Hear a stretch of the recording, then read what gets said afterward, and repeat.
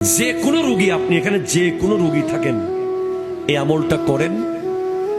এই আমলটা করলে ইনশাআল্লাহ তাআলা, আল্লাহ তাআলার কোরআনের আয়াতের ওসিলায় আপনার যে কোনো রোগ ইনশাআল্লাহ সুস্থ হয়ে যাওয়ার সম্ভাবনা আছে। আধা বালতি পানি নেবেন। কয় বালতি? আধা বালতি পানি নেবেন। ওই আধা বালতি পানি বাথরুমের ভিতরে না, বাইরে পরিষ্কার জায়গায় রাখবেন। ভিতরে হাত ঢুকাবেন।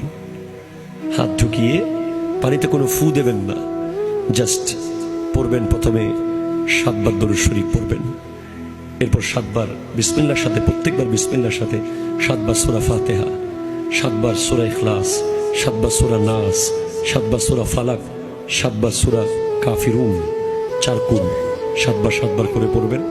এরপর পারলে আয়াতুল কুরসি 7 বার পড়বেন।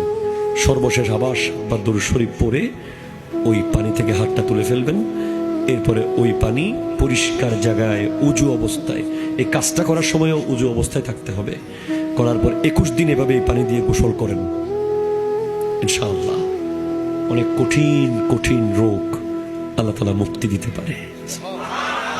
বিশেষ করে আমাদের যে পেটের মধ্যে যে গ্যাস হয়, এটা নজর থেকে, বদ নজর থেকে হয়। আপনি ফিনিক্স খাচ্ছেন, স্যাকলো খাচ্ছেন, কত ওষুধ খাচ্ছেন, মূলত এই পেটের গ্যাসটা হয় বদ নজর থেকে।